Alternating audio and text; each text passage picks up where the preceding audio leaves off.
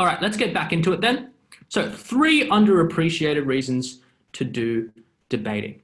First, a little bit about myself. So I have been debating for over 10 years. I started in primary school in about year 5 or year 6, and I have coached debating for about 4 years now. Basically, ever since I left high school at the end of 2017, I've been coaching debating almost week by week in all sorts of different contexts. So I've coached high school debating. I've coached teams that are in year 8 and year 7, so very young teams, all the way through to year 12 teams, so the highest level.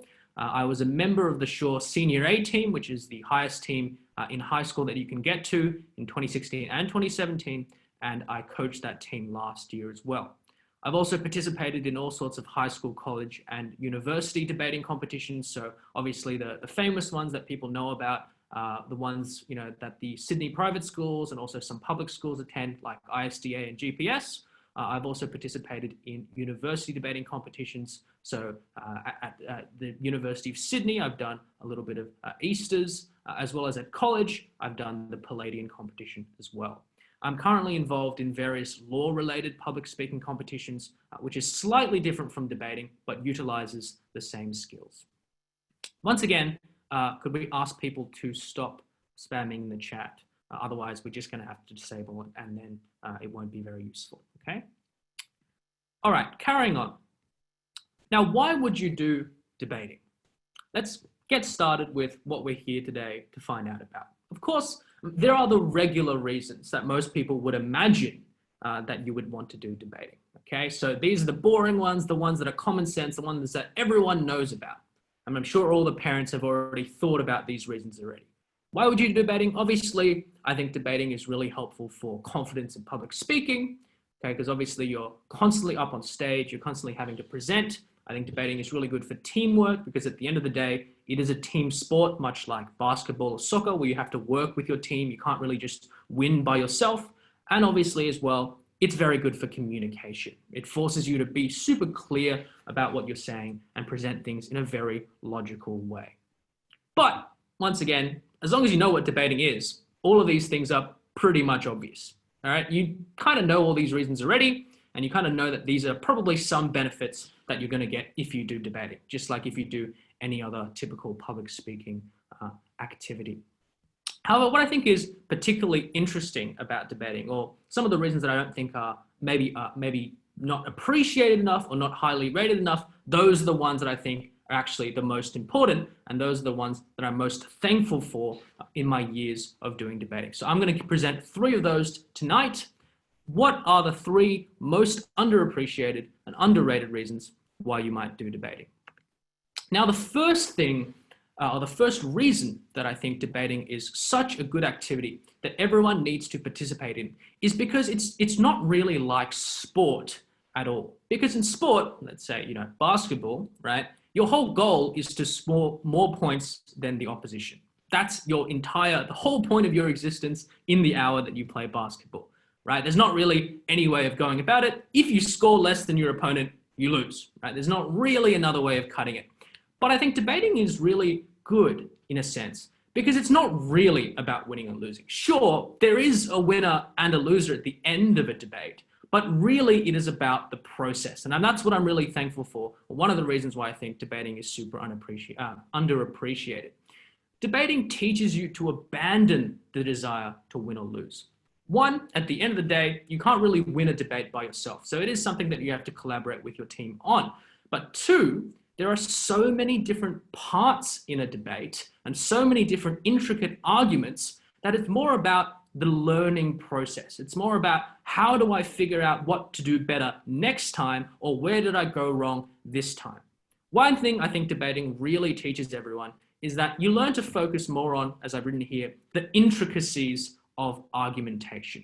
So even if you lose a debate at the end of the day, you really are forced to reflect on all the different ways you could have been more persuasive. So lots of the questions that you learn to ask yourself all the time are, what do I need to do to overcome my opposition's argument? It's not so much, oh, I can't believe I've lost, I wish I scored an extra goal or something like that. Unlike sport, you really focus on how to improve yourself and where your argument could have been more persuasive. Also, you also need to think about what are the holes in my own argument that I need to defend. One other reason why I think debating is not really about winning or losing, and why it teaches you to kind of abandon that drive to be super competitive and focus more on improvement, is at the end of the day, there's no objectively right or wrong answer. So it's not like a maths question, and once again, it's not like a sport, because every debate comes down to an adjudicator. Every debate comes down to someone giving their opinion about your opinions. So it's not really about what's better, it's only about what's more persuasive. Even if you find yourself on the losing end of a debate, and even if you find yourself, not really drawing the best straw and not really getting the best adjudicator, it still forces you to reflect, what could I have done better? Where could I have been more persuasive? Which arguments could I have made with more detail, with more examples, with more hypotheticals, with more evidence? All of these questions are naturally kind of inspired by the activity of debating, whereas I don't think you can really get that in any other form. So reason one, it's not really about winning or losing. And I think that's a pretty important life lesson to learn, as well as just being enjoyable in general. Number two, though, and I think this is probably why the reason that I most appreciate about debating, and the one that I'm most thankful for that I've done it for so long, is that it forces you to take a stance on things. Now, what do I mean by forcing you to take a stance? I think we are very, very happy, generally speaking, all our primary school, even throughout high school, to be very safe and comfortable with our opinions, right? We have, there are all these different global events happening, all these different political issues, philosophical issues happening all around the world every day. But, because we're students, we're living in Sydney, where nothing too much happens in terms of politics, and, even the government, nothing too much happens in terms of politics. We feel very safe and comfortable in not really having a stance on things, not really having an opinion, or sometimes, even worse, not even trying to understand things. I couldn't tell you the number of people that I've met in high school that, when you ask them any kind of question like, what do you think about this? Or what do you think about this tax? Or what do you think about this? They just have no idea. They're like, I don't really care. Either way, doesn't matter. It doesn't really matter to me. Or even worse, like they said, they don't even really want to have an opinion at all. One thing debating really forces you to do, because it's a debate and you have to take one side of a question, is that it makes you take a stance. It makes you think about what you believe in and the opinions that you hold. Why do you hold them? And I think debating was really, really great for me growing up because, as an immigrant, obviously, and as I'm sure lots of you can relate to, right, coming into this country, not really understanding, all the politics, not really having the background context, debating really forced me to engage with a lot of those things. Because if I was going to debate on issues that related to Australia, that related to the current affairs of the day, I really needed to understand and come to grips with all these different political ideas and take a stance on them. I remember one time in year 7 when I first started, doing debating, I got the question, should we have nuclear power in Australia? I hadn't even considered nuclear power, but I'm sure, as all of you know, it's a very, very important issue that's coming up, right? Because we're very, very quickly running out of fossil fuels, and we might not be able to, build up renewable energy farms as quickly. And that really forced me, that kicked me into gear. I started doing a lot of research. I started getting really interested in, climate change policy and energy policy and things like that. And it forced me to have an opinion. But not only did it make me kind of, be engaged and interested and have an opinion on these sorts of things, you really interrogate them as well. Now, what I mean by interrogate is, a lot of you, I'm sure you've seen crime shows and cop shows where interrogation looks like, oh, what did you do on Friday night or whatever, right? But what I mean by interrogate is you really look at your own beliefs and you ask yourself, why do I believe them? Because debating, you obviously have to explain yourself, you have to justify yourself. A debate is about arguing, but with lots of good reasoning. You also need to know why you believe in a certain thing, okay? So for example, if, I'm, say, anti-nuclear energy, I needed a lot of good reasons why I was anti-nuclear energy. I can't just come up and say, oh, I hate XYZ. As lots of people do, they're very, very opinionated, but they don't have good reasons to back it up. I think debating really forced me out of my comfort zone in a way. And I think that was a very, very good developmental thing that I think all kids should have some experience in. It forces you out of your comfort zone because instead of taking, like I've said here, a safe and comfortable centrist stance, which is, what lots of people do, they say, oh yeah, this thing is good, but it's also not good at the same time. It has benefits and it has harms. Kind of forces you to really form an opinion on something and make sure you really understand the world and know how you relate to it. That's why, that's part of the reason I think debating is so good, and that's why most kids should try to participate in it when they can. But building on top of the last two reasons, let's move on to the third reason why I think debating is so underappreciated, and the one which I'm going to be maybe talking about for the longest time. Reason 3, I think debating is fantastic because it's one of the only activities in which you actually learn new ways of thinking. So I'm going to need to explain that a little bit and expand on it. When you do certain subjects at school, right? You do maths, you do science, etc., you learn a certain way of thinking, right? For maths, you learn how to think very, mathematically, right? Like arithmetically, for example, okay, you learn, okay, you got to do all the steps, you have to show you're working, etc. I think debating forces you to engage with a lot of critical thinking skills that you simply don't get anywhere else, and you simply don't get to the same degree anywhere else. I'm sure, if you do English, if you do other subjects like that, yeah, you are forced to quote unquote critically think, but I think debating is probably the best thing you could do to develop those critical thinking skills because it forces you to try to win an argument, right? You're up against another team of equally, bright young people who are trying to win a debate. They're trying to win on a topic, for example, like I said before, whether we should have nuclear energy, whether we should lower the voting age to 16, all these sorts of interesting, societally relevant topics. And you have a whole team of people trying to beat you, okay? So what do you have to do? You need to understand and you need to get on top of things, right? So it really forces you to learn a new way of thinking and engage with these particular questions.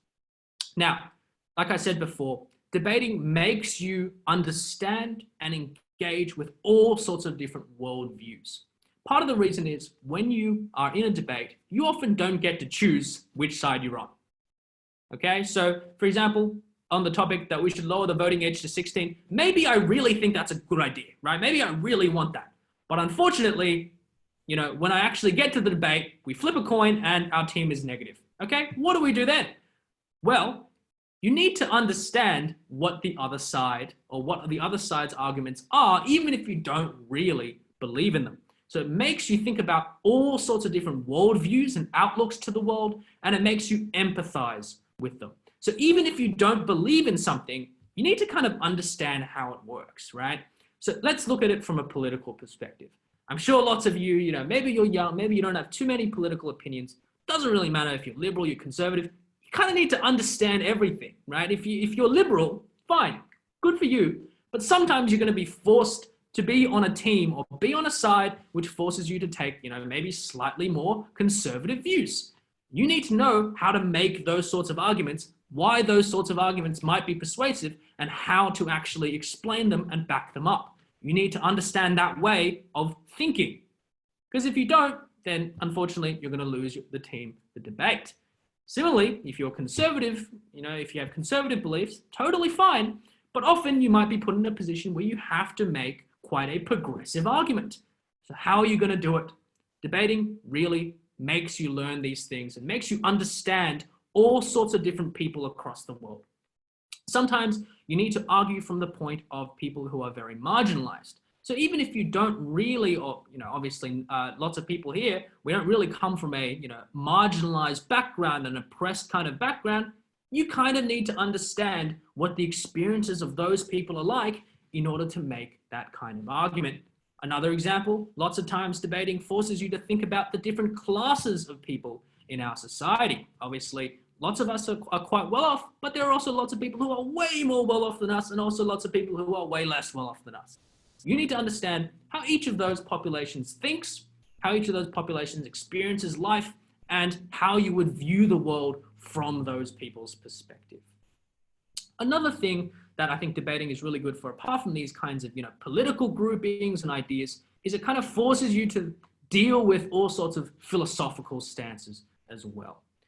One thing that we do talk about in debating are all sorts of different principles, right? So philosophical principles, what stance are you going to take on a certain topic? Are you going to argue for freedom? Are you going to argue for something else? These are all sorts of ideas that you need to have a pretty firm grasp of in order to be good at debating. And I think debating really forces you to learn all of these things, okay? So for example, if you think education is a right? You think education is one of the most important human rights anyone could ever have. Why? Why? Right? You need to understand that viewpoint, even if you don't agree with it, in order to make it. And sometimes you are put in the position where you have to make it. I also think, kind of building on the last reason that I talked about in terms of pushing yourself out of the comfort zone, in order to use these worldviews, you need to understand them. You need to know how to apply them. And I think that even if you don't agree with something, understanding how and why something might be correct or someone might be persuaded by it is one of the biggest benefits of debating. And not only that, once you understand these ideas and ways of viewing the world, say a progressive way of viewing the world, you're going to find that you understand a lot more things just by living in the world as well. Whenever you're looking at global events and current affairs, you can start to analyze and understand global events more through these particular frameworks. For example, if we look at, the governments of different countries, let's look at Canada, right? If you understand, for example, how progressive politics works, you're going to know, or you're going to understand, or be able to relate to and be able to analyze a lot of the actions of these governments. A lot going to seem like a mystery where people's suits are just walking around, shouting things at each other. It's going to become a coherent, a logical system to you that you're going to find very, very useful, especially as you grow up, especially as, all these sorts of different current affairs, tragedies, and all sorts of drama happens all around the world. It's not going to seem like you're just a random kid who's a total stranger to all of these things anymore. It's going to become impactful in your life because you're going to understand how to view and how to understand those events through these frameworks of thinking. So a little bit of a recap. Obviously, debating is incredibly useful, and I did brush over these things because I think they're obvious.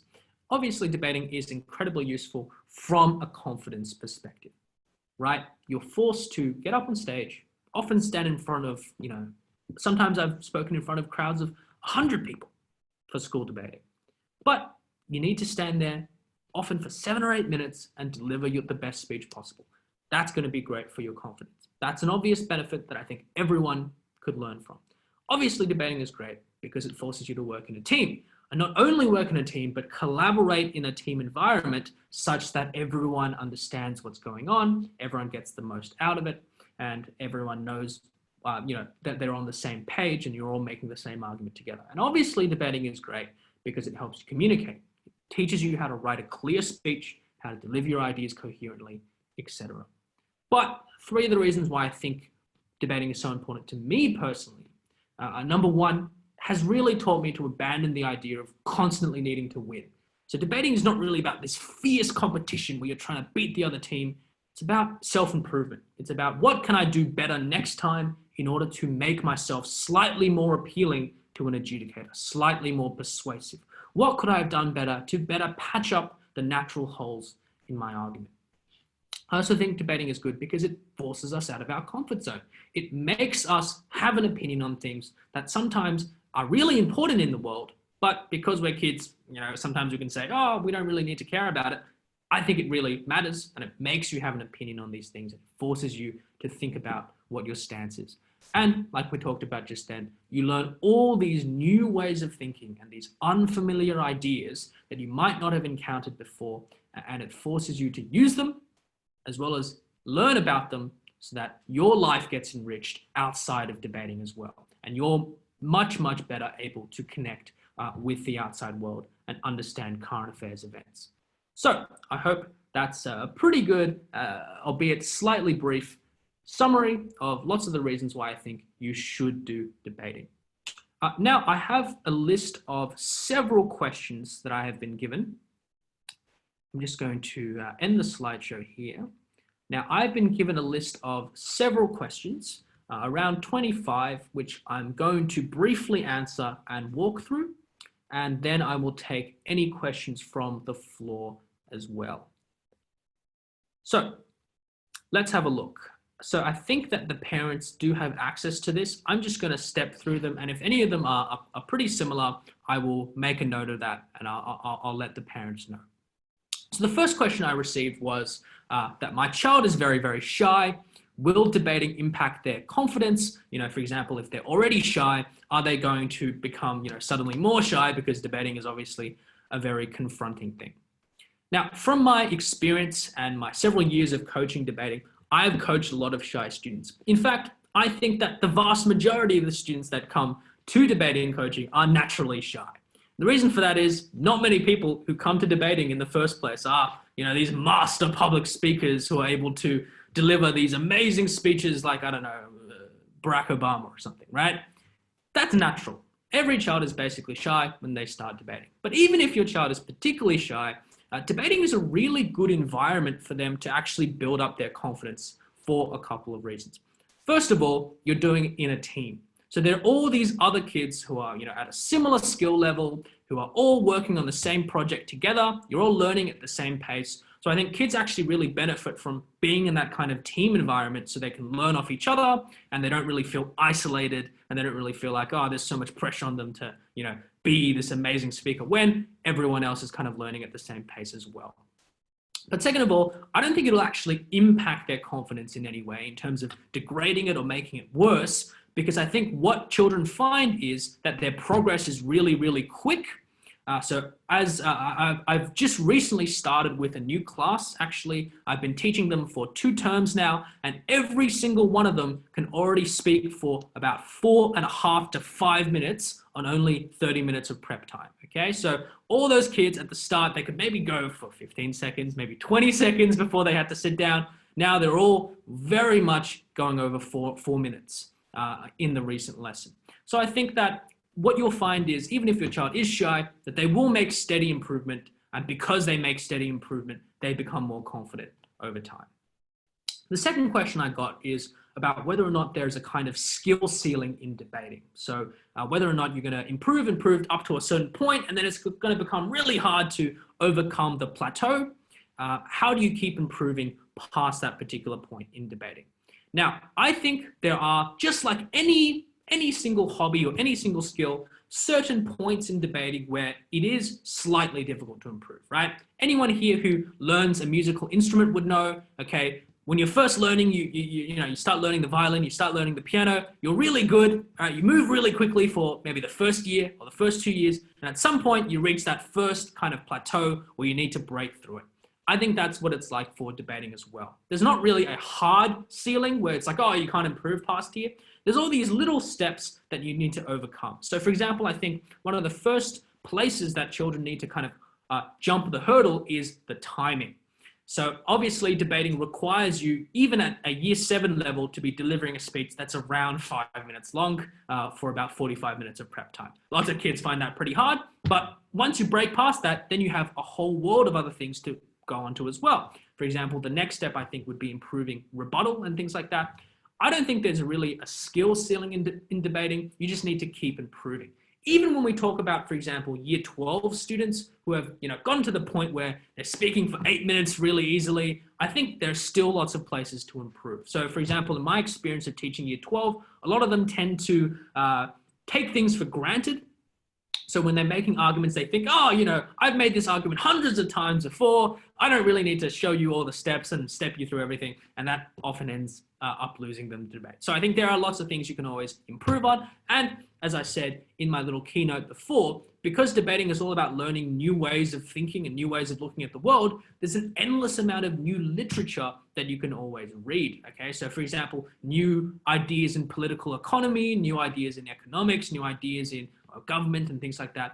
All those ideas are constantly evolving, just like debating is constantly evolving. So it's really about also keeping up with what's new in the current times. A debating topic that I saw very recently for year 12 was about the Green New Deal. I don't know if anyone knows what that is, but that is a very, very sort of cutting edge modern day idea about how we're going to distribute money in order to save the environment. And you need to improve. You need to learn about those ideas in order to actually debate that. If you don't actually know what a Green New Deal is, you're not going to be able to win the debate. So I think not really a skill ceiling because you're constantly learning and debating. So that's why I think it's so good as well. Okay, the third question I got is, how can I tell if my child has talent in debating, and is talent important? I think this is a really good question because obviously there are maybe children who are naturally more comfortable with speaking. But I think what you'll find, and what I've found through the years, is that talent maybe takes up 1% of the actual success in debating. In fact, the people that I know that have relied on talent from year 7 all the way through to year 12, by year 12, they're not even getting chosen for the team anymore. And it's more about hard work than it is about talent. But how do you tell if your child has talent in debating? I guess it's, if they feel confident in speaking already, that's good. But at the end of the day, all these sorts of skills, we can develop them over time. So even kids that have come in, had lessons with me, that could barely speak, they would stand up and they would, get really flustered. Even I was able to sort of help them get over that initial anxiety and be more comfortable over time. So I think it's not really about talent. Talent is one tiny, tiny percentage that it becomes more and more irrelevant the more you do it and the more practice you get. The fourth question I got was, can debating improve a child's logical thinking? And I think 100% definitely yes. And the whole reason for that is debating relies on making good arguments, not just, wild kind of statements, okay? So if I had a debate and I had to make an argument from the affirmative side, I couldn't just come out and simply say what the argument is. I really have to explain step by step why I think the argument is correct. So I think debating is really a lot of the times about logic. If your argument isn't logical, the adjudicator is not going to like it. They're not really going to give you any points for it. So debating can definitely improve a child's logical thinking because you're really forced to be very, very logical and clear in your speech. I think what matters more towards even the higher end of debating when we get to the higher years in high school is a lot of people struggle with clarity. A lot of people struggle with talking about their points in a really clear and logical way. So I think logic is definitely one of the biggest skills you stand to gain. Question 5 is about someone who has a child who doesn't really have any interest in debating, how you can spark their interest. I think debating is not really an activity, for example, like, I don't know, like a maths Olympiad or something where you maybe need a little bit of prior interest, or you kind of need to see it as a hobby in order to enjoy it. Debating is about engaging with the important issues of the current day. Now, a lot of the issues that I've talked about, maybe a lot of the kids here don't really care about. I understand. But maybe, for example, kids care about things like music. Kids care about things like video games, right? There's so many different issues surrounding video games that need to be debated. Okay, so for example, one of the most pressing issues about video games these days is whether or not there should be gambling and like what they call loot boxes in video games. And that is a debate that I've seen before. I think you don't really need a prior interest in the debating itself. It's more that I think everyone can find something interesting in debating because it's about debating issues that matter. I think for a lot of kids, it's about finding what issues they care about and wanting to understand those issues and debate those issues with other people. So for example, I know one of the most popular debates, and I know this is a little bit cringe and a little bit eye roll, but especially at younger ages, is should violent video games or violent movies be banned, right? Lots of people, enjoy those sorts of things at a young age, but it's really important to debate it. Lots of people will defend it to the death because they really enjoy it. Other people think it's offensive and they want to fight back against it. As long as you kind of find an issue that you're interested in, debating is really appealing to everyone. So I don't think you need that kind of prior interest in order to do debating. But how else might you spark their interest? I think once they try it or they have a little bit of a go, they'll realize kind of the fun in it as well.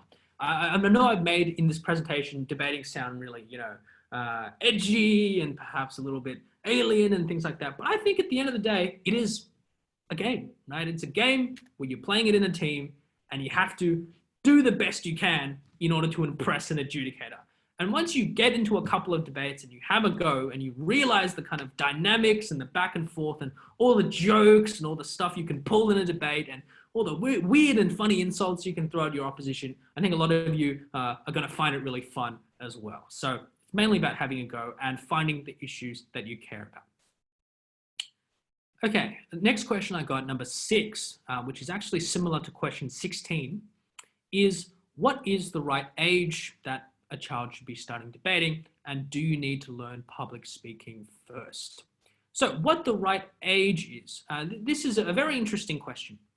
I think, in my opinion, public speaking and debating, very much two different worlds that can definitely benefit from each other. It's not necessary to learn public speaking or debating first in order to do the other, because the approach is quite different. In public speaking, a lot of the time you're out to impress, okay? You're out to make an impression on someone. That means it involves telling personal stories, it involves, cracking jokes, it involves doing all sorts of, maybe even a stunt or two. I don't mean stunt as in like backflips and stuff. I mean just like, having some sort of a funny story or funny thing to do in the middle of your speech, maybe even doing a couple of those. That's not really the approach you take in debating. Obviously, there are skills that overlap between public speaking and debating. So obviously being confident, standing up on stage, having stuff to talk about, being clear, all those things, they do overlap. But I think for the most part, they're actually very different worlds. So definitely you don't need to learn public speaking first. You could certainly do them both at the same time, or do one first and then do the other. What is the right age though? I think debating, maybe unlike public speaking, you maybe want to get into it around year 4 or year 5. That's probably when I'd recommend for people to start debating. And the reason for that is debating requires a kind of level of intellectual engagement, a level of understanding, maybe a little bit higher than simply giving a speech by yourself about why you love cats more than dogs or something like that. Because debating is about competing with each other in a kind of team environment, and you have to do analysis and things like that. I think that it requires, a kind of certain level of knowledge about the world. And I think year 4 or year 5 is a pretty good place to start, because I think at that point, kids have a pretty good grasp of, generally kind of how things work, maybe not the specifics, but at least in general, maybe how society works. And then they can start engaging with particular issues like, voting and things like that. I think maybe earlier than that, they might struggle a little bit, but I think year 4 is pretty good. Okay, next question is very interesting. This is question 7. This is from someone who says their child likes pointing out, flaws and logical holes in other people's. They always love kind of pointing out logical holes in what other people have said, and flaws in what other people have said. Will debating exacerbate this behavior? So are they going to make them even more, encouraged to point out other people's logical holes and things like that?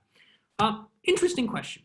I think that debating is actually a really good way to channel that energy into something positive. So if you think that your child has a tendency to constantly point out other people, you've said this wrong, you've made this mistake here, this is a logical fallacy here, I think debating is actually a really good way to channel all of that energy into something that's productive. So debating forces you to use those kinds of skills, think about what your opposition has said, and where they might, have missed a little detail, or where they might have made an assumption or made a mistake. And it forces you to write a very, very nice, polite, clear, but persuasive reply. So instead of them, running their mouth, constantly talking about, you've made this mistake here and there, it kind of makes them settle down, forces them to be really clear, be really logical with what they're saying, and actually rebut what the opposition has said. Come back to the opposition and say, okay, the opposition said this, and we have this to say in response, and this is why the opposition's argument is wrong, for these reasons, 1, 2, 3, 4, right? Kind of forces you to be less kind of running your mouth and more channeling that negative energy, perhaps, into something positive. So I don't think it's going to exacerbate their behavior if that's what you're concerned about. I think it's actually going to help them improve and use that kind of energy they already have to find logical flaws and make it into something positive. Okay, number 8. How can I deepen my conversations about current affairs with your kids? Okay, this is also a really interesting question. Now, debating is about current affairs. Like I've been talking about this entire presentation. Debating has always been about current affairs. It will always be about current affairs, because we don't debate topics that don't matter. right? So I'm sure lots of you in this room, a lot of the kids here, you've been to see a debate, right? You know that we don't debate things like that the school canteen should stop selling chocolate milk or something like that. Why? Because no one cares. That's not really an issue that matters. Maybe you think it matters, I don't know. But it's not really an issue that matters, right? No one really cares about whether the school canteen sells chocolate milk or not, or at least the majority of society, the majority of people out there in the world don't really care about that. So debating is really good, actually, to deepen conversations about current affairs with your kids because it forces you, or it forces the kid at least, to stay on top of things. If, for example, you get a topic, like I said before, about something like, the Green New Deal or other things I've seen recently about, current affairs like Brexit, or current affairs like that, or current affairs about the secession of certain states, your child kind of needs to know about these things. Otherwise, they're not going to be able to debate at all. So I think it's a good way of deepening conversations about current affairs. How you might do it, if they're not already debating, I think just encourage them to watch the news. There are lots of really, really good resources online. For example, the New York Times morning briefing. That's a really good thing you can sign up for. It's a little newsletter that sends out 10 minutes of news every day to your kid, or if you sign them up on their email. I think that's a really helpful way. As long as they're reading the news, as long as they're staying engaged, debating really does help them stay engaged, though. Okay, question 9 is also very interesting. Will debating harm my child's sort of emotional quotient? Okay, so their EQ, how nice they are, how friendly they are to other people. Now, I think it's about time that I dispel a myth. I dispel something that is totally untrue. Debating is not a shouting match, right? It's not where you get into your room with 3 other people and you say, oh, you suck, I hate you, you're the worst, your argument sucks, right? That's not what it's about. Debating has really no impact on your EQ and how you relate to other people and things like that. For that, it's about being respectful. Okay? If you come out with an argument that is disrespectful, that insults the opposition in a very mean way, the adjudicator's going to hate it. They're not going to give you any points for it, and you're not going to come out on top. Debating is about competing with other people and trying to win an argument with other people in a very civil, a very structured, and a very formal way. It's not a shouting match. Even though when we think of debating, we think of, 2 men standing on the street shouting at each other. That's not really what it's like, okay? There's all these sorts of rules. It's almost like a chess game at the end of the day, right? You can only speak for this amount of time. You have to generally structure your speech in a certain way, and you should include these parts, in your speech. So I think it's not really going to impact your EQ. If anything, it might even make your EQ better. It might even make you more able to relate to other people because, as I said before, you kind of need to understand the world views of lots of different groups of people. So for example, if you're doing debating and your question involves class of some kind, so say it's like a tax question, you need to kind of understand or empathize with poor people in order to make arguments under that particular topic. So I think, if anything, it doesn't impact or degrade a child's EQ. If anything, it makes it better. Okay, question 10. If I don't believe in a side of a topic, how do I argue it? Another really good question. So what this question means is, for example, if I've been assigned the affirmative team, but I'm a strong believer of the negative team, what do I do? Good question. Now, debating is very, very interesting and unique, and I've already brushed on this before, because you don't need to believe in the side that you're arguing, okay? So even if I don't believe, that the voting age should be lowered to 16, what choice do I have? Can I just throw up my hands and say, no, I'm not debating anymore and leave the room? Obviously not, right? So I think that's actually a really beneficial experience for lots of people to have, because what do you have to do? You have to understand how to make the side of the argument you've been given, even if you don't believe in it, right? You need to understand how the other side views things. Even if that's not what you personally believe, you need to take one for the team, okay? Work with your team in order to make a compelling case that's going to win you the debate from your side, regardless of whether you enjoy it or not. And in that process, it kind of forces you to be empathetic with other people as well, right? So even if you don't agree with someone, you understand where they're coming from. You understand why someone might find their side persuasive, or you understand why someone might make an argument like that. I think that's one of the best things about debating, is it kind of forces you outside of your comfort zone. You can't just give up and say, I'm not doing it. You need to do it. How do you do it? You settle down, you sit down, and you think, okay, why might someone support this side? How am I going to win it for my team? Okay, this next question is very interesting as well. All sorts of surprising questions tonight. Okay, so the next one, number 11, is about whether debating is going to affect one's future romantic relationships. Okay, so especially I think this question has referred to romantic relationships for girls. Is it going to impact those sorts of relationships at all? Absolutely not. Okay, do not have any fear, ladies and gentlemen. Debating will not impact your romantic relationships at all. And it has nothing to do with gender. It is not a gendered sport. It has nothing to do with gender. I know lots of women, lots of girls who are amazing at debating and are in beautiful romantic relationships, okay? And I know lots of boys similar as well. So no need to fret. It's not going to, debating isn't this evil demon force that will, turn a child into someone who's totally undateable. It's fine. It's a very, very much just an intellectual activity, just like a sport kind of, right? So it's just a fun activity that you engage in. And it, once again, helps you to empathize with other people, helps you understand other people's perspective. It's not really something that seeps into your life and, sinks its claws into everything that you do to the point where you can't date other people and stuff like that. So no need to worry about that. And it doesn't really have anything to do with gender. Okay, so the next question is, without any current affairs knowledge and general knowledge about the world, how structures work, how do I learn debating? To be perfectly honest, if you have no idea what's happening in the world, you probably can't learn debating, okay?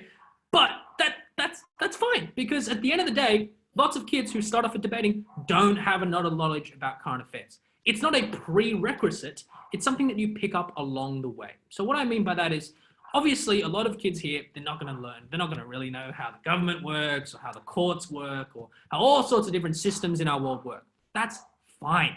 That's totally understandable. And you do need those things to learn about debating, but it's something that you learn along the way. Okay, so if you start, for example, you start taking lessons, we're obviously going to be reading the news every week. We're going to be learning more and more about how the government works. And eventually, you're going to be able to grasp debating because you have that wealth of knowledge. Now, someone who says, I don't want to learn about anything, they can be turned around as well. So I hope that answers that question. Next question, number 13, very, very similar to 15 as well. So I'm gonna tackle both of them in the same question. Okay, how do you select a suitable and a good debating coach and center, or how do you know who is a good debating coach and a good debating center? Now, it's obviously a very awkward question for me to answer, but generally I would say the more handsome and the better looking the debating coach is, that's the one you should pick. So that's why everyone should pick me, because I'm very good looking. Okay, being serious though for a second, I think that debating is really a sport or an activity where you need a lot of feedback. So the more feedback you give to someone, the better. You always need to be supporting a kid every step of the way, especially because a lot of the kids who come into debating for the first time, they're not really sure what they're doing and they don't really know where they've made a mistake. I always give lots of feedback in my class. Basically, at the end of every speech, I give lots of feedback. We do tons of little exercises, and I have feedback all the time. So as long as they're constantly kind of getting feedback from the coach and they're constantly learning how to improve, that's probably the most important thing. So I think that's what makes a good debating coach or a good debating center. Question 14 is, how does debating interact with kind of creative thinking and creativity? I think that's a good question as well. Debating very, very often does force you to be quite creative, but not in the sense that, these paintings behind me, that kind of creative. And it also doesn't stifle creativity, so it doesn't make you less creative. But sometimes, like I said before, you're going to get a question and you're going to sit there and think, that is a very weird question. And that is a very weird stance that I have to take. And that is a very strange argument that I have to make. Okay, and I've been in those situations all the time. So one question that I got a few years ago was that the Olympics should no longer be gender split. So that means men and women should compete in the same section. And I sit there thinking, wow, that is a very difficult and strange argument that I have to make. But it does force you to be a little bit creative, because it forces you to come up with a solution and a strategy to overcome these very strange topics that you're inevitably going to get sometimes. And what does that mean? You can be creative in, for example, what we call the model, which is kind of how you're going to solve the problem. You can be creative in how you actually take a stance on things, right? So you can be creative in how you characterize or portray something, all sorts of different ways where debating actually encourages creativity. I wouldn't say it stifles it at all. Okay, 15 and 16, like I've already said, I kind of addressed in slightly earlier questions. Question 17 is about debating related books and debating related literature. So is there any debating related books or literature that I can recommend? And this is quite similar to the next question as well. So generally speaking, I think debating related literature exists, but it's not recommended. And the reason for that is you can't learn debating by reading a book, okay? It's like, for example, it's like trying to learn piano by reading about how someone plays piano. It just doesn't really work because you have to practice it yourself. It's all about actually getting up on stage and doing the practice. So there are books that do exist that, you know, talk about debating, but I think it's more about actually being with a coach or being with a team or doing practice debates. That's generally how you would actually go about learning debating. I really don't think you can just learn it by book. It's not really like a science or an English or a maths where it's all just intellectual knowledge. There's a practical element to it as well. And a lot of debating is that practical element actually standing up and speaking. However, in terms of literature, I generally would recommend that if your child is interested, reading basically as much nonfiction as possible and contemporary nonfiction, so not really historical nonfiction, so like history of Rome and stuff like that, maybe don't bother. But for example, if they're interested in, for example, different political ideas, I'm sure they could seek out, you know, different textbooks about politics or different, you know, authors these days on all ends of the political spectrum, kind of presenting their own worldviews. I think the more of that type of nonfiction that the better they are, or the more suited to be to start debating. Okay, we're gonna, not long to go. I have a few questions left. Number 19 is, how will you encourage someone quiet to pick up their confidence? Okay, so if there's someone who is a child that is particularly quiet or particularly shy, how will debating, or how is someone meant to encourage them to pick up their confidence? Now, like I said before, as I've already kind of addressed earlier, I very, very often get kids coming into my class who, you know, at points have even, you know, stood up and just burst into tears, okay, who have, you know, become really, you know, panicked and things like that. But I've never had anyone who's actually come to debating, even in that kind of state, and not gotten somewhere in the end. And the reason for that is the more practice you get, the better. And it's not something that you have this natural phobia against that you can never overcome. I know public speaking is really, really scary for a lot of people. But trust me, everyone that I've ever met, even if they're deadly scared of it, even if they burst into tears, have been able to overcome it. Now, for example, some of the things that we have done in class, especially to help out, and this is a really fun activity I typically do in the very first term that they start, is I get kids to write their speech and they have to stand up and scream or shout every single word of that speech, okay? So it might only be 30 seconds long, but they have to yell at the top of their voices every single word. And even if they get really upset, and even if they're like, oh, I don't really want to do it, I find it really helps their confidence as well. So there's plenty of those sorts of activities that we can do to help, you know, especially quiet kids pick up the pace. And I think most people naturally fall into it as well. Okay, question 20 is another interesting question. It basically relates to, if I don't get selected into a school team or a competition team, is there any point of coming to a class or doing debating at all? I think this is a really good question. Because I think there is, once again, another myth in debating where it's kind of all about being in the school competition, and that it's only going to be useful, it's only going to be good if you're part of the school competition. Now, I don't really think that's a good way of going about it. The reason for that is, in every grade at a school, there's typically one debating team, maybe two. And typically grades are, you know, 200 or 300 people. Does that mean that debating is only useful for the top 4 speakers in that entire group of 200 and 300 people? Of course not. And actually, you know, competitions or school debates or being in the school team, I would view as a kind of bonus practice rather than being the goal itself. I think there's so many benefits that you can derive from debating, even if you don't make it into the top level of competition. Not everyone is going to make it to the top level of competition. That's perfectly normal. Just like, it's like saying, if you don't make it into the top basketball team, is there any point of doing basketball at all? I think there is obviously a point in doing debating because, like I've said before, all these sorts of great critical thinking skills, also all sorts of great ways of thinking about the world, learning about current affairs, staying on top of global events, all of these things are going to be incredibly helpful, even if you don't get to go into the school team. And obviously, it would be nice, but at the end of the day, I tend to view kind of getting into the school team and doing competitions as a nice little bonus, a bit of extra practice you can do rather than being the point itself, like the only thing that matters. Okay, question 21 is, how does debating differ from persuasive writing? So what is the relationship between debating and persuasive writing? Good question. Once again, debating and persuasive writing, just like debating and public speaking, they are similar in a sense. So there's a little bit of overlap, but for the most part, I think they're very different worlds. So one of the reasons why debating is so different is it's a vocal thing. That's, goes without saying. Debating is written to be said. It's not really written to be read. And the way we do that and the way we present becomes very, very, very different. So the way you actually write a speech, the way you structure it is vastly different to what you do in persuasive. And the things that you have to do, vastly different from what you do in persuasive, or simply wouldn't be possible in persuasive writing. Now, there are some ways that they are similar. So the way you make arguments, the logic and things like that, yes, you do have to kind of step through the same steps. But I think they're very, very different worlds as well, because there are so many new techniques and new skills in debating that you simply can't really use in persuasive writing that are really helpful to learn because it's such a spoken thing and it's a kind of performance. It's almost like a bit of theater as opposed to simply writing. Okay, this next question's quite humorous as well. Are there any instant win strategies to kind of immediately, come out and strike down the opposition?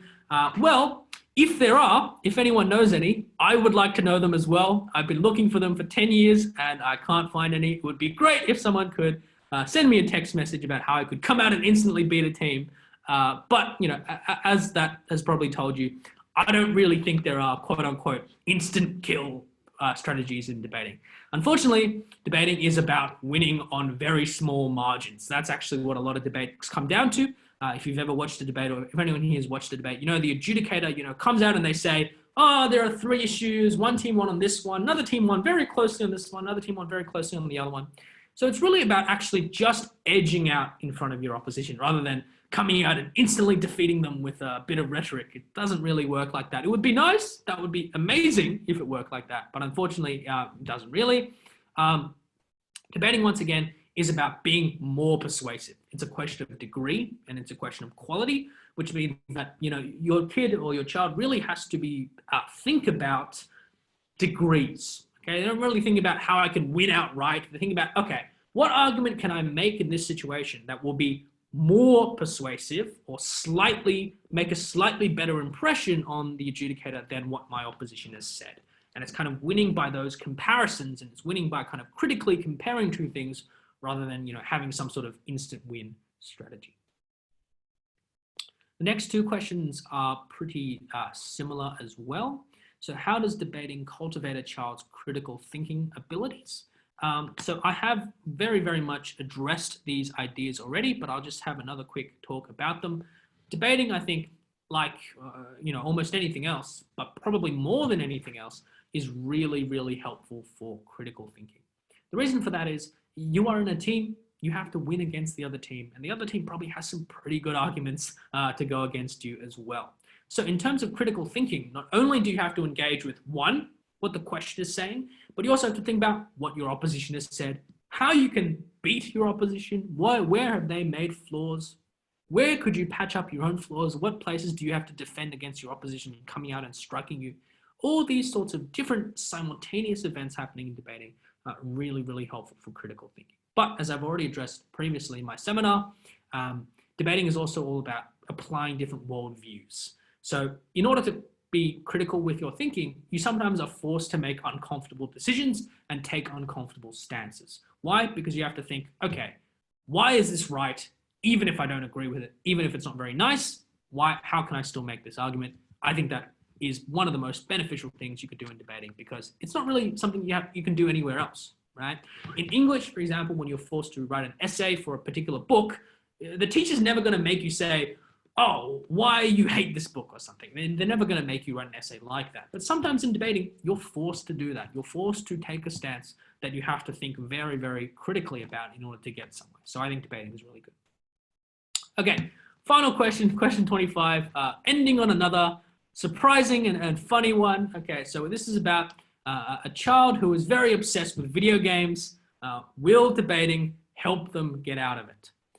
Now, unfortunately, I have some bad news, I have some good news. The bad news is debating is not magical. I wish it were. I wish everyone could do debating if it were magical.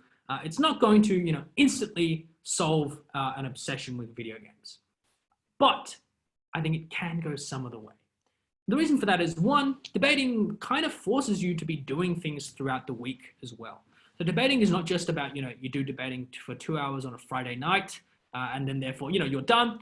Your child constantly has to be reading the news. They have to be keeping on top of things. So maybe that, takes a little bit of time every day, and they get more interested in politics. They get more interested in all these issues, and maybe they are, will drift slightly away from video games as well. Secondly, obviously, debating could become your child's hobby. I know lots of people who are very, very avid debaters who, start reading a lot, who start caring about lots of these contemporary issues, and they want to, be in government, or they want to do all sorts of things. That's another way. But unfortunately, it's not this instant solve-all solution, but I think it could certainly help, or just, getting other hobbies as well. I am no stranger to video games. I'm just going to say that when I was young, I obviously played video games as well, but I think it's really about finding hobbies that are interesting to you, finding hobbies that you can spend other time in, and debating could be one of them, or at least it's going to help you gradually move away. It's going to help you spend a bit more time during the week on other things as well, such as reading the news. Okay, so that ends the section of pre-prepared questions. So those are the questions that I got ahead of time. What I'm going to do now, or the remaining kind of 20 minutes, is I'm going to open up to the floor. So I see there's still about 350 people left in the room, and I'm going to open up to the floor and let someone who wants to ask a question, anyone who wants to ask an additional question, to ask a question. So seems like if everyone could, if you want to ask a question, maybe turn on your video and put your hand up. That's probably the best way. Or perhaps use the raise hand option.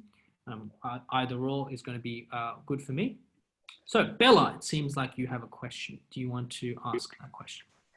In a debate, which position is more important? Like, is the first speaker, the second speaker, the third speaker, or just the team advisor? Okay, good question. It's not really about being more important. Okay, so think about it this way, right? If you think of debating like like a basketball team, right? Obviously, basketball teams, you have the forwards, you have the center, you have the point guard. Sure, lots of people might say, the point guard is the most important, right? Because they're the one, playing at the top and they know how to do everything, okay? Sure. But if you didn't have a center, your team would completely collapse, right? They wouldn't be able to do anything. Just like in debating, I think every person has a particular role to play. Every single person has a particular role to play. The first speaker, they need to introduce the arguments. The second speaker, they need to defend the first speaker's arguments. The third speaker, they need to make sure that they're summarizing things well.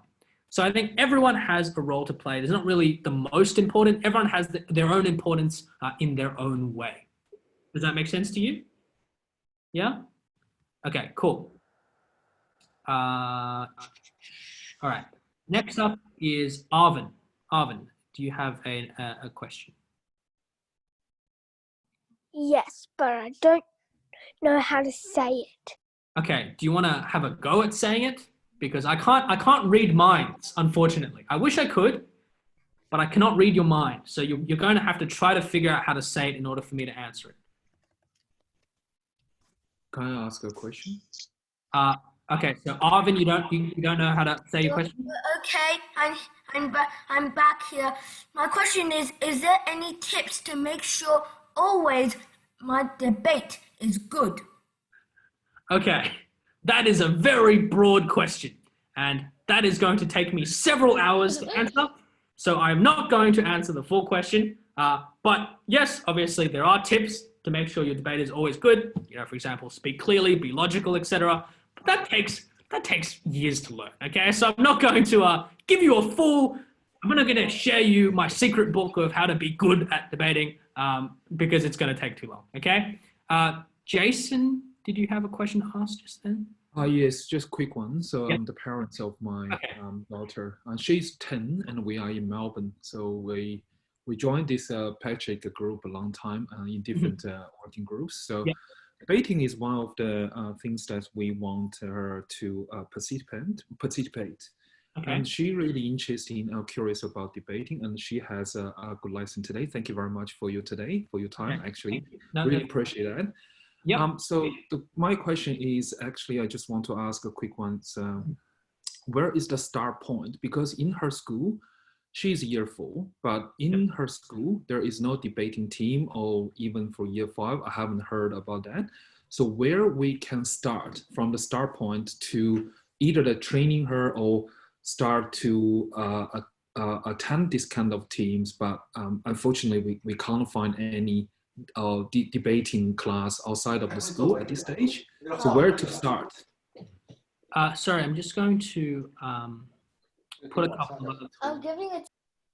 Sorry, I'm just going to put a couple of other people on mute. There's a lot of random sound going on, unfortunately, at the moment. So I'm just going to mute a couple of people. Okay. Thanks for your question. I understand that sometimes it's a little bit difficult to find clubs at primary schools. So it really depends on the primary school, how well they're funded or not. Okay, hang on, just give me a sec. Lol, Jenny.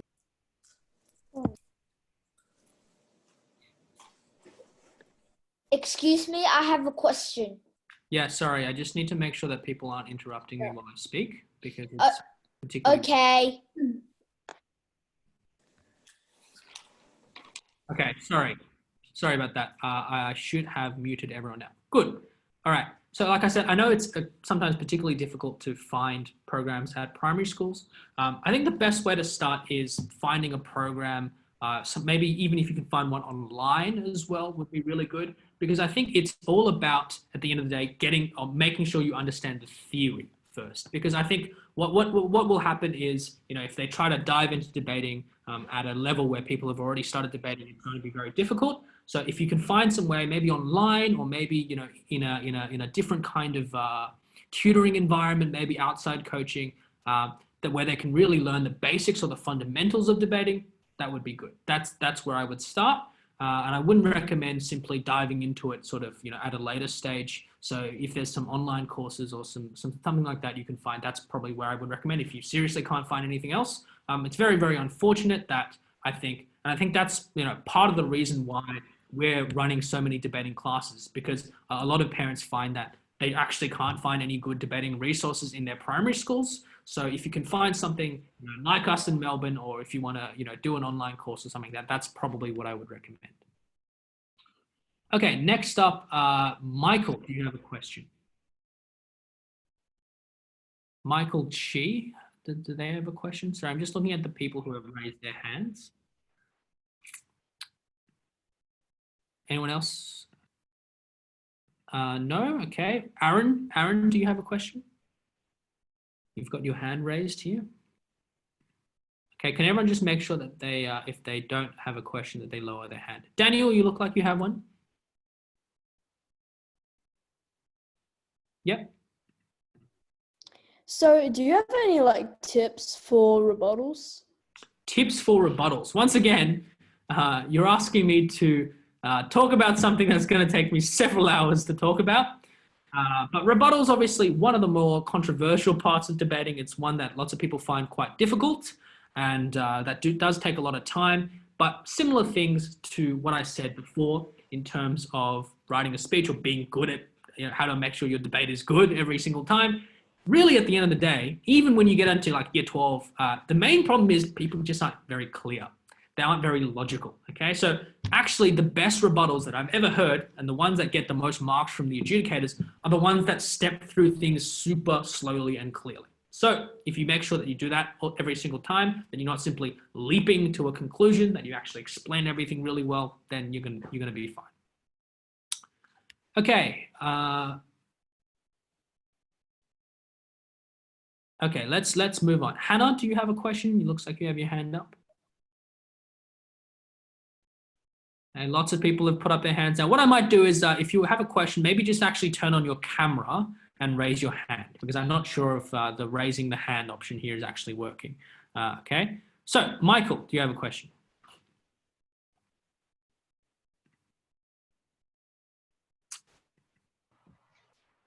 Michael? Okay. So, is it a good idea to try to think of what the opposition, so if I was affirmative, is it a good idea to think of what the negative is thinking and then develop some rebuttals from there? Absolutely. You should be doing that 100% of the time. That is one of the basic skills in debating, is being able to get into your opposition's head, think about what they're thinking, and rebut them ahead of time. Okay, it's actually a thing called a pre-rebuttal, or a pre-buttal, as some people call it. Everyone should be doing it, and it's something that we learn in debating. Kenneth, I'm going to unmute you now.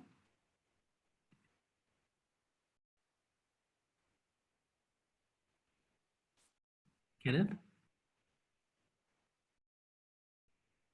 Okay, we might come back to you. I'll come back to you. Carson? I'm a really strong second speaker. Okay. And I do a lot of second speakers. So Okay. do you have any tips to tips for second speaker? get stronger? Okay, so what do you mean? First of all, I'm going to ask you a question.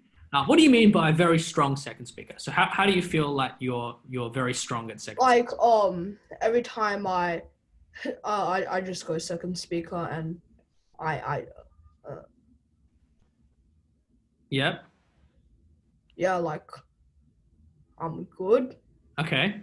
All right. So once again, I'm going to ask you again. So what do you think you do well? And then I can figure out what tips I can give you. I'm good at rebutting. And I'm good at writing my. Okay, you're good at rebutting. All right. And I'm good at improving. So, okay, that's good. That's very good to hear. Okay, very good to hear, Carson. So, second speaker, very, very funny role. All right, because it's in between first and third. Third is a very clear role. First is a very clear role. Second doesn't really have as clear of a character as the other two roles. So what I would actually recommend for most second speakers is to focus more on the rebuttal. The reason for that is a lot of adjudicators, when they're listening to second speakers, they're not really expecting to hear amazing new points come out. The reason for that is they're expecting to hear all the hard-hitting, the strong arguments that come out at the first speaker, right?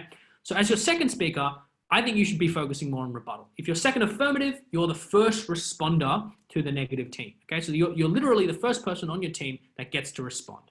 You need to make sure that you're taking down literally everything the first negative team says. If you're the second negative, 70 or 80% of your speech should be rebuttal. Okay, I'm not even kidding. Lots of people, they don't even have that much substantive at second negative. They even do thematic rebuttal at second negative. So there's all sorts of different things you could do at second speaker to get better. Kenneth, I'll come back to you. What's your question?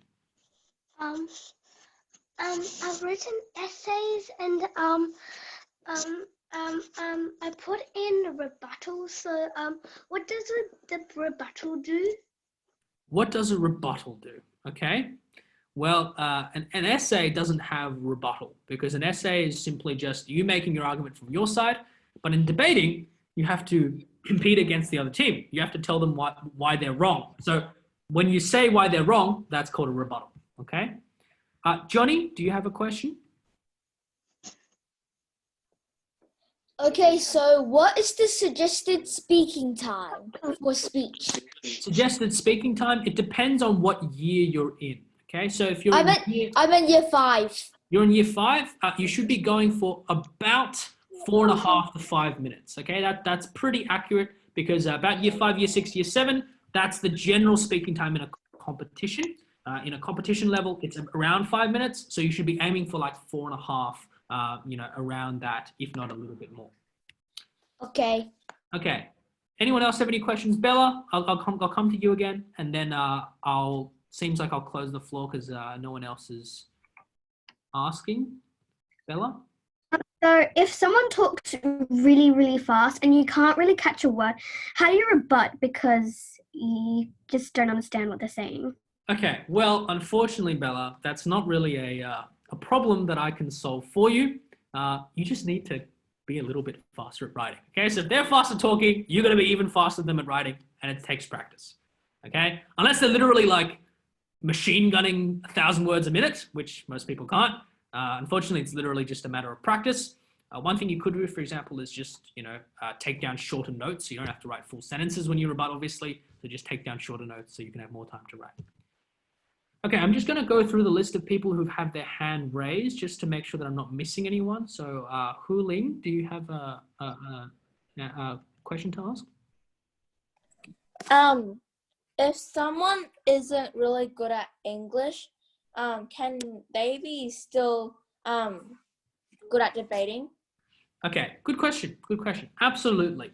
So I think the study of English at school is very, very, very different from the study of debating, because debating is all about persuasion, whereas English a lot of the time is about analyzing text. So it's looking at, for example, a poem or a book or something like that and saying, why, what does this book trying to say? That's not what you do in debating at all. In fact, that is, worlds apart from what you do in debating. What you do in debating is you look at a question and you say, why do I support this, or why do I not support what is being said in the question? So even if you're not good at English in terms of, at school, you can still do really well in debating.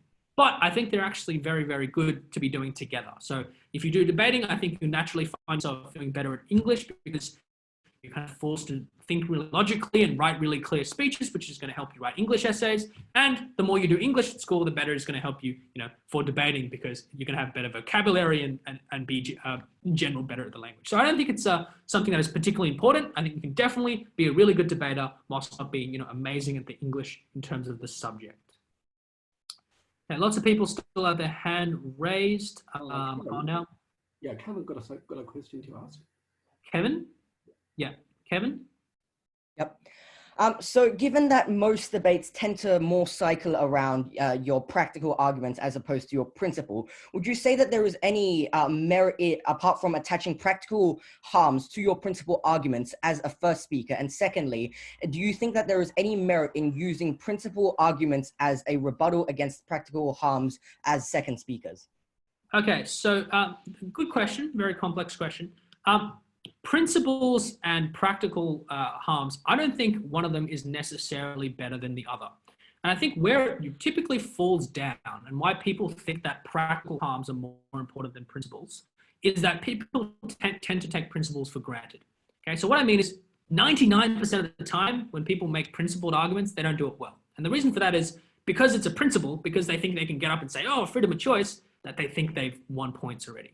But the most important thing, and one of the most important battlegrounds in all debates, is the battle of principles. It's which team has the better principle. So you need to actually tell us why the principle still matters in the modern day. Sure, that involving some practical examples, but I wouldn't go so far as to say there's no merit in doing principled arguments or that practical arguments are necessarily better. It's that you actually have to justify the principle. Right? It's not something that just comes or is taken as granted. I think that's one of the biggest mistakes that all debating teams make is that they come up, they say, oh, because we have the moral high ground, because we're fighting for the minority groups, therefore, we already have this natural advantage. Not necessarily so, right? You kind of need to justify that. And to justify that, you need to take, sure, a very practical standpoint. You might need to refer to real world examples, but that doesn't stop it from being a principled argument. Does that kind of answer your question? Yeah. And I think that, like generally, the principle practical split in debating is not really something that like adjudicators actually think about. Okay. So I don't think you should worry too much about that. As long as you're making good arguments, the adjudicator is not going to think, oh, that's a principled argument. That's worth less than this, right? They don't really think about it in that way, but they do think about principle practical split when you come up and you make a principle and you don't justify it, right? You don't tell us why it's still relevant that, for example, we need to protect freedom of speech, for example, right? Let's say, you have a question about whether the government should be able to fine people who deny climate change, okay? Right? Let's say that's a question, right? Obviously, for one of the sides, it's going to be about freedom of speech, right? I should be able to deny climate change without getting punished. But, you know, are you really? Like, is that freedom of speech necessarily justified, right? You have to justify it. And a team who comes out and simply says, we have freedom of speech, they're not going to really win that debate. Does that make sense? Yeah. Cool. All right. Peter, do you have a question? Peter. Hi. Yeah. Hi. So what advice would you give to like someone who's like good at rebuttal, but then isn't that well at like being first or second speaker? Okay. Interesting question. You're in a very unique position, Peter, because I think vast majority of people have the exact opposite experience in which they're good at writing speeches, but not so good at doing rebuttal. Now, if you feel like you're good at doing rebuttal, I think a lot of the skills overlap. One part that people really struggle with, I think, when writing speeches is structure at the end of the day. As long as you're sticking to a really clear structure in your speech and you're stepping through your substantive super clearly and you're, you know, showing me all the logical links, your substantive is going to be good. Especially if you struggle or you find them really hard to write, one thing you could do is just make sure you're really tight structure, right? Every single step of the way, you're moving on to something, you're foreshadowing something, etc. Does that make sense? Okay. Cool. A lot of questions still. Alison, do you have a question? I'm going to have to wrap up, not soon, but there is a lot of raised hands still. Alison, a question? Oh, I would like to ask, is like participating in competitions for debating like important in like developing your skills, or rather would just like be like coaching and training just be enough? Okay, so good question. I think I've kind of addressed this already, but I think competitions, yeah, they're a nice bonus. There's definitely help you get some extra practice, but once again, they're not the reason we do debating in the first place. Right. So the reason we do debating is because of all these other benefits, all these other intellectual, you know, development and stimulation and things like that. It would be nice to do school debating. It would be nice to do competitions, but I don't think you should view it as the thing that you necessarily need to get for it to be worth it. I think that's a really toxic way of thinking because, like I said, sometimes a school only has 3 people that debate. Like there's only 3 spots in the debating team. Does that mean if you're not literally the top 3 speaker in your team that debating is not worth it? Of course not, right? Especially if you're doing, you know, coaching and training as well. We do practice debates every single week that are exactly the same length and complexity, probably even more complex than the ones you might be doing at school. Okay, so I don't think you should put so much emphasis into, you know, getting into the school team because it is really hard, right? There's only so many spots, and I think coaching and just doing lessons and especially doing practice debates in general is really, really important. So I don't think you should worry too much about that. Okay, thanks. Okay, Diana, do you have a question?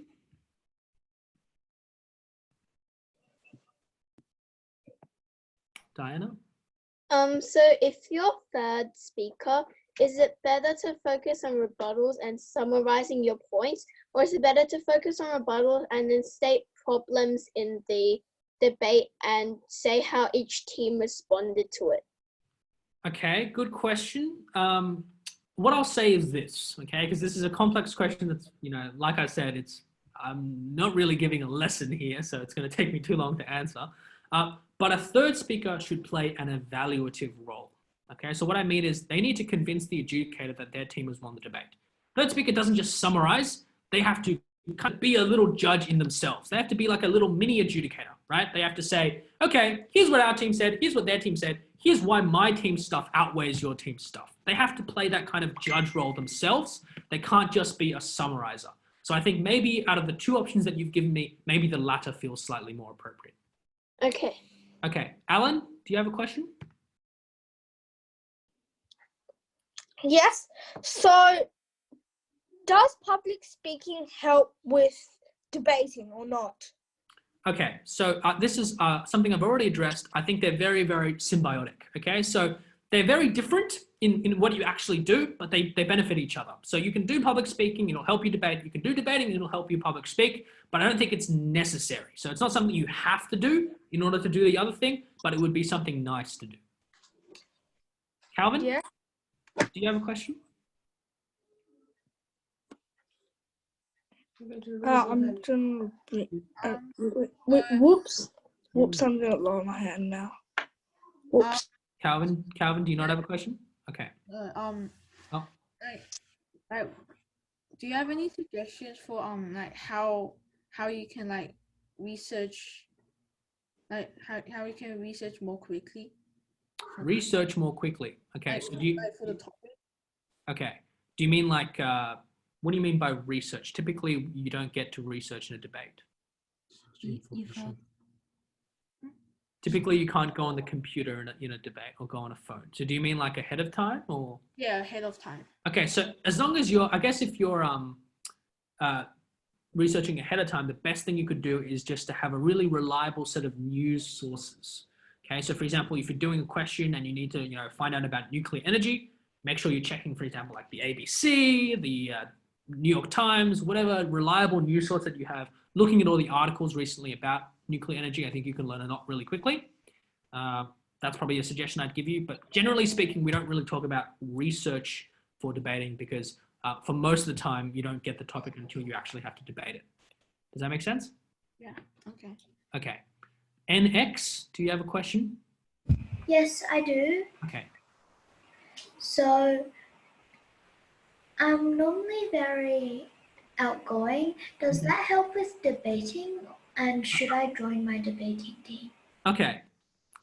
2 answers, very simple. Number 1, yes. If you're outgoing, fantastic. Going to help you debate, sure. But, like I said before, talent only makes up a tiny bit. You're going to have to work hard. Number 2, should you join your school debating team? 100% yes.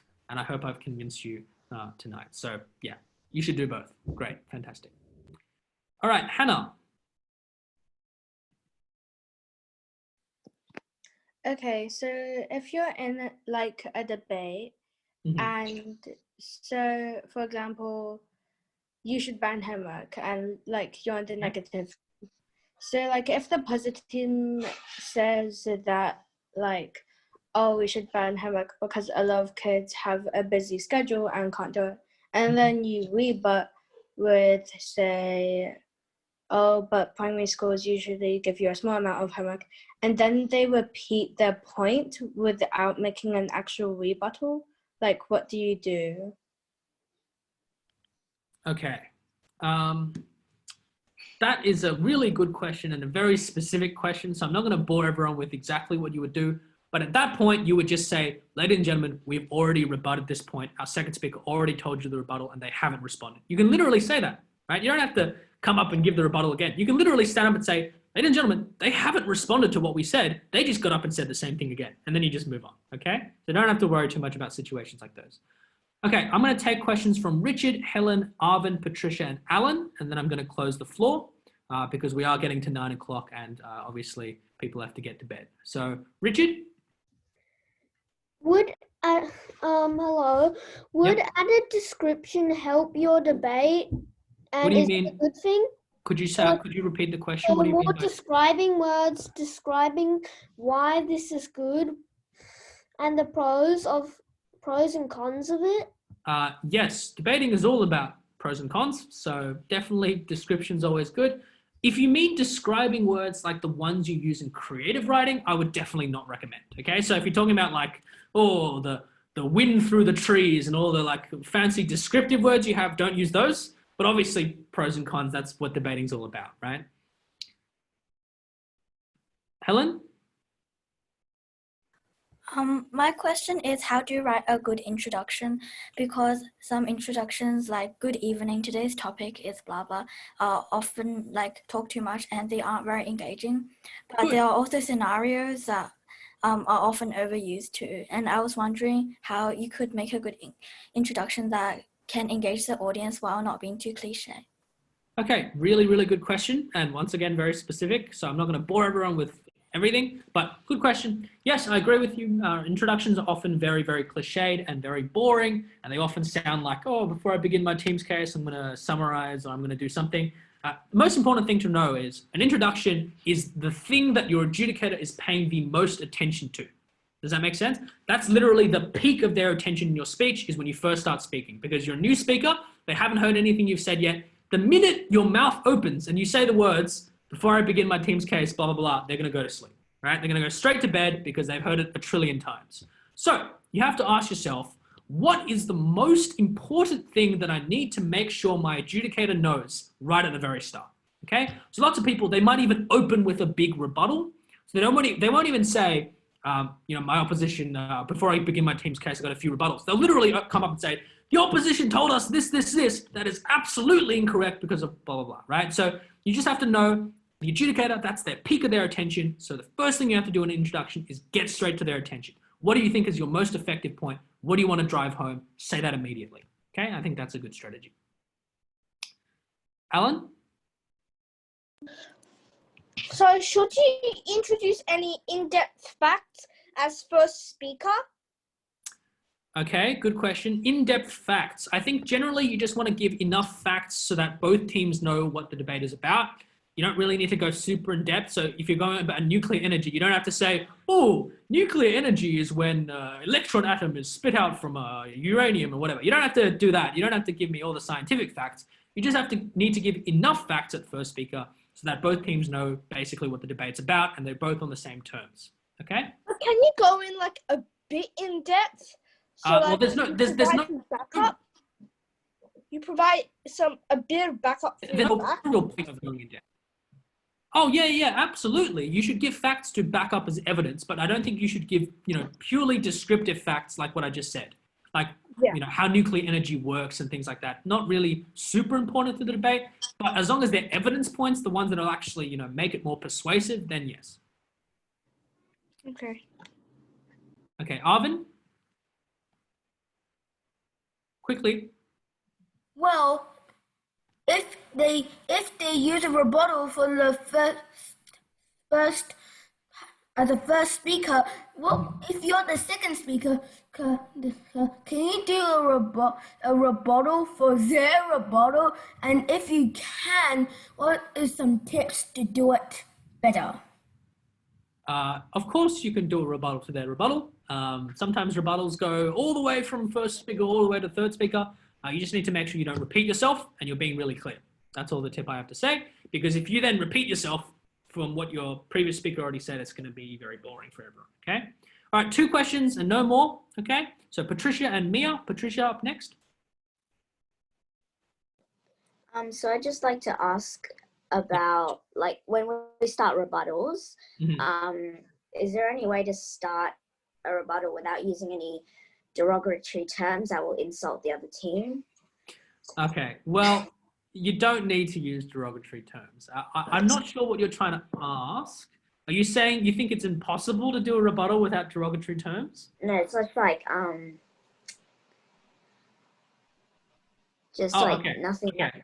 Yeah, right. So a lot of kids, they like to do some weird insult at the start. That's not what I recommend, okay? You don't just get up and say, oh, the opposition's rebuttal is like a donut. It goes around in circles and has a hole in it or something like that, okay? You don't, yeah, it's funny. You might do it in primary school. You might get a few laughs. But when you go into high school, you just come up and say, before I move on to my substantive, I have a few misleading assumptions to point out that the opposition has made. Their first argument, they did this, okay, whatever, right? You just try to be formal about it. Does that make sense? Yeah, definitely don't be derogatory. That's a very good point you make. Okay, final question from Mia. So, my mom was asking if you guys have any holiday lessons for the debating teams. I think we do, but I don't know the exact details, so I will get in touch with you later. Is that okay? Okay. Okay. Yep.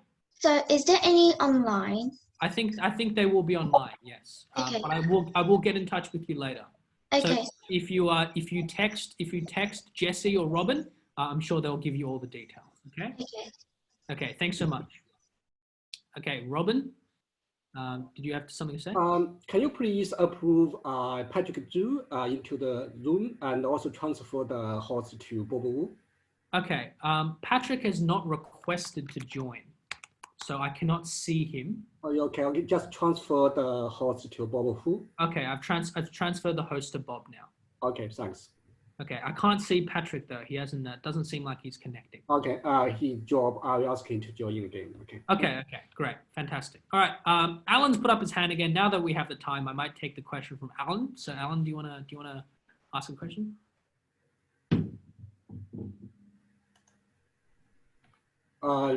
Yeah, Bob, please unmute Alan.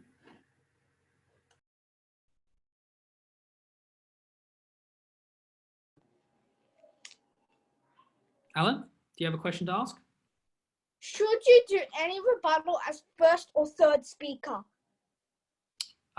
If you're first affirmative, you can't do rebuttal. If you're first negative, you should definitely do rebuttal. If you're third speaker, you should 100% do rebuttal, because what else are you doing at third speaker apart from rebuttal? So yes, definitely yes to both, unless you're first affirmative, in which case you can't really do it because there's nothing to rebut. I got what you mean. Sorry? I understand what you're meaning. There's nothing to rebut if you're first affirmative. Yes, there's nothing to rebut because there's no one in front of you. So yeah. So so affirmative always goes first and negative goes second? Yes, that is how it works. Michael, do you have a question very quickly as we wait for Patrick to come back in?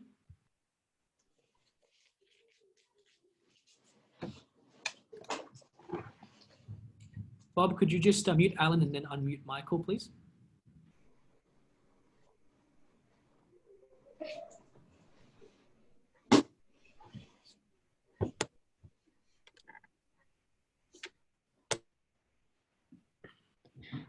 Okay, so you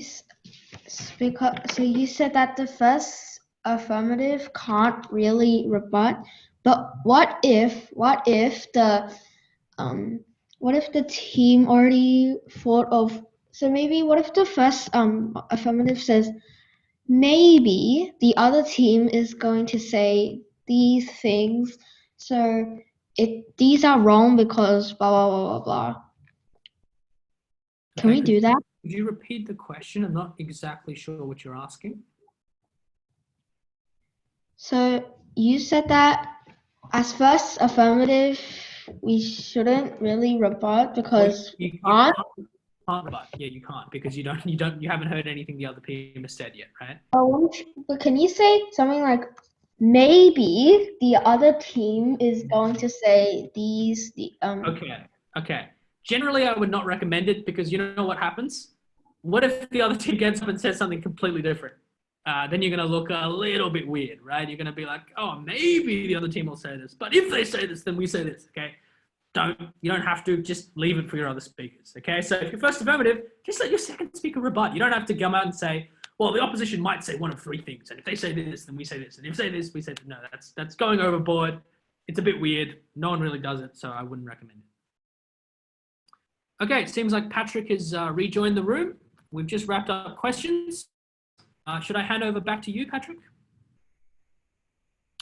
Okay, great. Bob, if you could just unmute Patrick.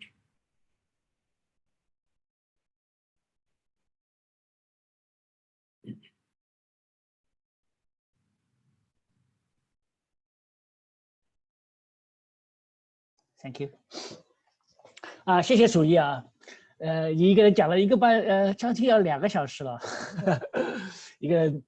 谢谢你很精彩的那个发言啊，特别是到最后有很多小朋友来提问，我觉得非常好啊。大家很显然小朋友们都是在学校里可能已经就参加了那个 debating 的活动啊。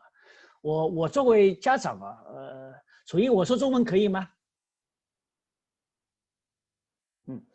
我作为家长，我刚刚听了楚瑜讲的那些那个东西，我女儿小时候并没有参加debating 的活动，但她的确是有我去听过她做比如说在很小的时候 K 的时候 show and tell 啊，在小学的时候 public speaking 啊那些活动，的确我是有去听的。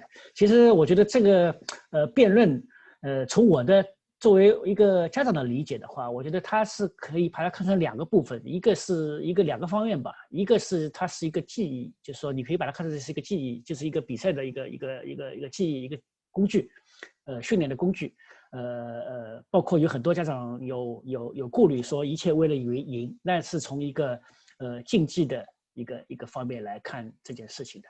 然后还有一个方面，其实它是一个指导你日常生活，对将来的生活、学习、工作都是非常有用的一个训练工具吧。就说，因为我自己的理解来说，我们平时讲话其实大致可以分成有3个部分吧，就是说我们可以说是有我们就讨论的 discussion， 对吧？平时我们讲话里边，或者就是说更严肃、更激烈一点，就是 arguing。你看现在就是 WeChat 啊，或者平时讲话，我们平时讲话就是有一个 arguing，比那个 argue 再 formal 一点的，我觉得就是 debating 了。它是有个正式的一个形式，就是说有一个竞赛的形式。但很多人接触不到，觉得它挺神秘的。其实就是我觉得就是说我们日常生活的那个 discussion 和 arguing 的一种很 formal 的一种形式。就是说我也看到家长们问的问题啊，我觉得他们有一个观点，我觉得挺共同的吧。大家都觉得就是说。我一切就是为了赢，然后呢，一旦我有了我自己不喜欢的一个议题，那我怎么参加这个 debating， 好像显得很痛苦，很 struggling 啊。其实我自己对 debating 的理解啊，听了楚瑜的讲法 ，debating 并不是要追求一个真理，就是说我有一个真理在那里，我一定要去迎合它。这个并不太重要，重要的是你要是有一个立场，有一个预设的立场。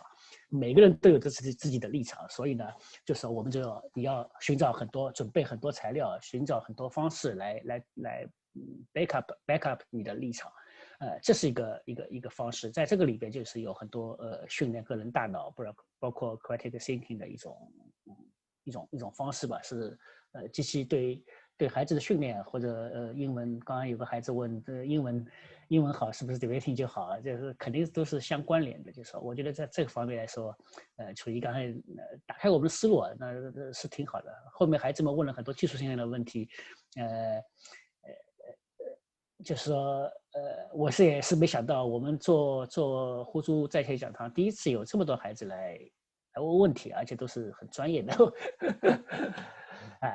好的，那今天我们就这样很成功啊！我们今天差不多有400个人来参加，特别是爸爸妈妈都带着孩子来，这个我们都很高兴啊，因为我们做这个节目、做这个活动的目的啊，其实就是帮到爸爸妈妈，而不是就是纯粹跟爸爸讲、妈妈讲这件事情。我女儿过去跟我们做活动的时候，他也来参与啊。他跟我们讲过了，他说像我们大人组织的很多这种教育类的讲座，就孩子本身来说，他们并不是那么感兴趣的。他说我来参加的话，是因为我爱你。所以就是说，我们今天组织到这么多，有爸爸妈妈来参加，有孩子们来参加，他们而且我听了他们问的问题，都是发自真心的，就是说是真的是对这个很有强烈的兴趣，所以很高兴啊！我今天大家都很高兴，那个楚瑜也辛苦了，后台的那个 Bob 还有 Jessie 还有老王老师你们也辛苦了。好，谢谢大家。我们过2周我们。过2到3周，我们还会继续组织一次别的别的那个议题的那个互助在线讲堂，我们会在群里和各种公众号里边都会发布的，然后就这个2个群本身，辩论群本身，我们也希望保留着给大家继续使用啊，大家有什么问题和想延伸的一些东西，可以继续在这里边发挥，因为这个群本身就是给大家这样使用，只有讲话的人多了，讨论的东西多了，那才有这个延伸感。好的，再次谢谢楚瑜啊，谢谢小王老师，再见大家。